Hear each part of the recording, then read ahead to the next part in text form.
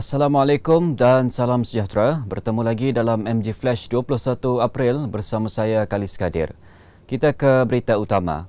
Hanya 14,306 jemaah dari Malaysia dibenarkan untuk mengerjakan haji tahun ini, menyusut berbanding 31,600 jemaah sebelum ini.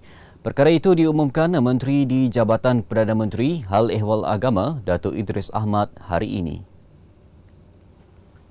Pada tahun ini, jamaah haji yang dibenarkan pula adalah berumur bawah 65 tahun.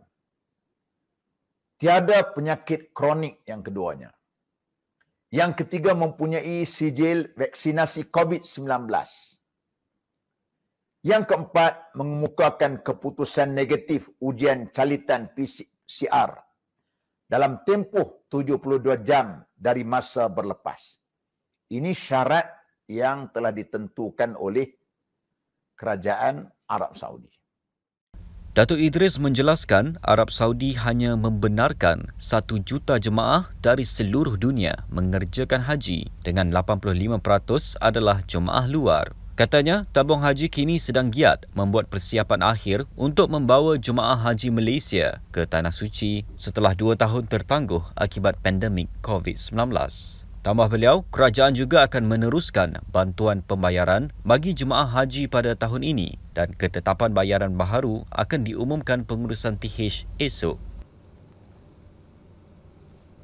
Baik, kita ke berita berikutnya. Hakim Mahkamah Session Izralizam Sanusi memberi amaran kepada orang awam dan pegawai mahkamah agar tidak mengeluarkan komen berkaitan kes penderaan bela dan pengasas rumah bonda Siti Bainun Ahmad Razali. Hakim Izralizam menyifatkan pihak yang membuat hantaran berkaitan kes itu hanya bertujuan untuk mendapatkan pengikut di media sosial. Tegasnya, komen yang bersifat fitnah, subjudis dan menghina mahkamah sepatutnya disimpan dalam diri sendiri. Ini kerana unsur-unsur berkenaan boleh mengganggu perjalanan kes yang masih panjang.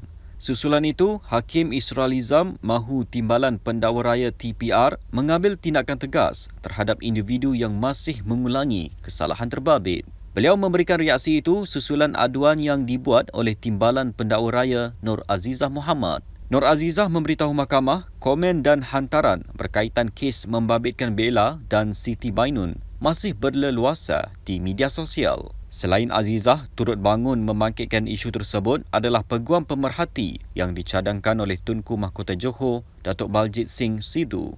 Menurutnya, terdapat peguam pembelaan yang turut membuat komen dan hantaran mengenai kes itu di media sosial. Sehubungan itu, Hakim Izralizam memberikan amaran sebarang komen dan hantaran bersifat fitnah, subjudis dan menghina mahkamah boleh dikenakan tindakan seperti Akta Komunikasi dan Multimedia 1998.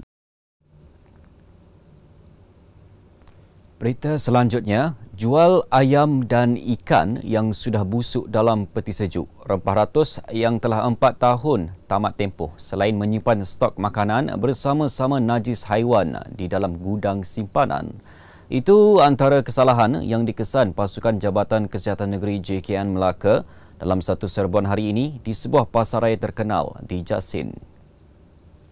Exco Kesihatan dan Anti Dadah Negeri, Dr. Muhammad Akmal Saleh berkata, gudang simpanan di sebelah pasaraya berkenaan diarahkan tutup serta-merta selama 14 hari mengikut Seksyen 11 Akta Makanan 1983. Tambah beliau, serbuan dilakukan susulan aduan daripada pengguna mengenai tahap rendah kebersihan premis makanan di pasaraya berkenaan yang mula beroperasi sejak 2014.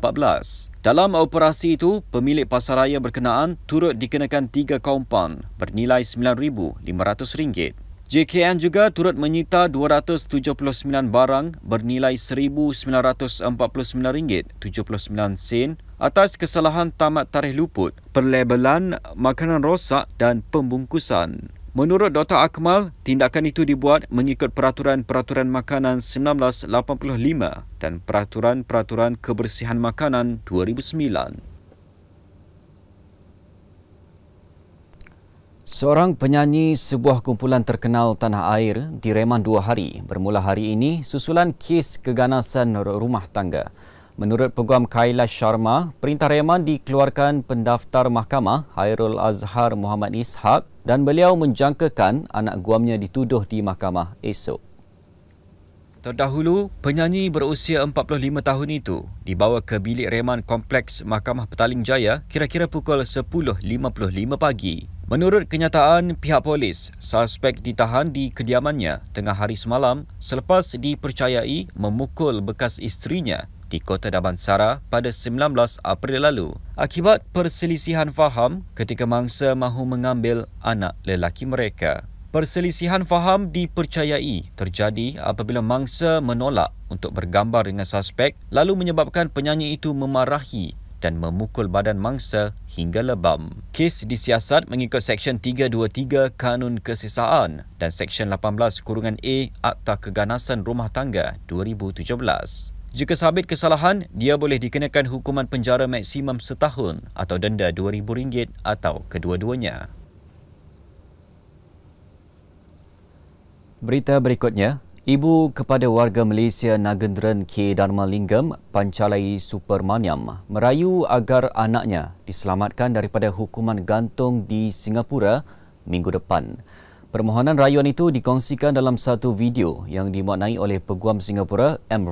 Ravi di Facebooknya semalam.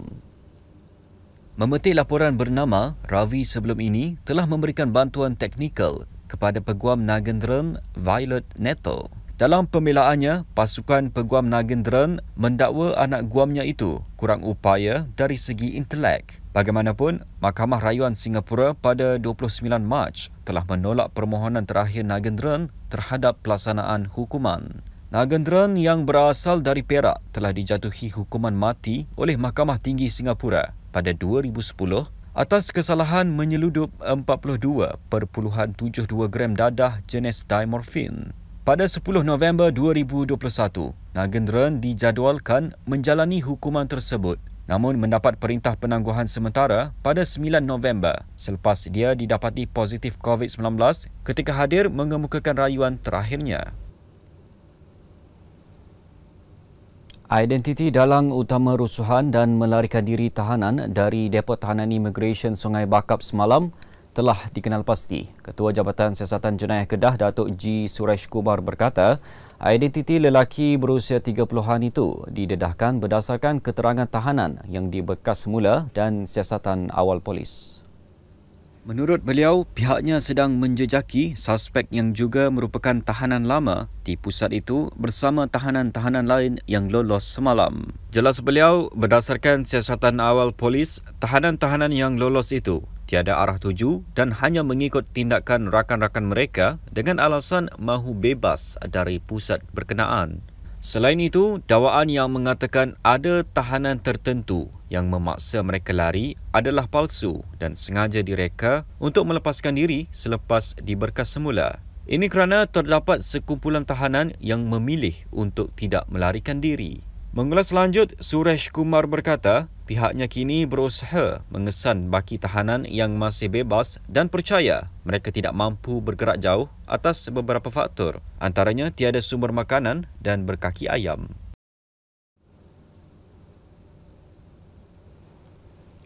Berita itu tadi mengakhiri MG Flash buat masa ini. Teruskan bersama kami untuk mengikuti perkembangan terkini di platform media sosial Malaysia Gazette di Facebook, Twitter, Instagram dan YouTube atau melalui portal di www.malaysiagazette.com. Sebelum berpisah, kami ingin mengucapkan selamat berbuka puasa buat seluruh umat Islam. Assalamualaikum dan salam hormat.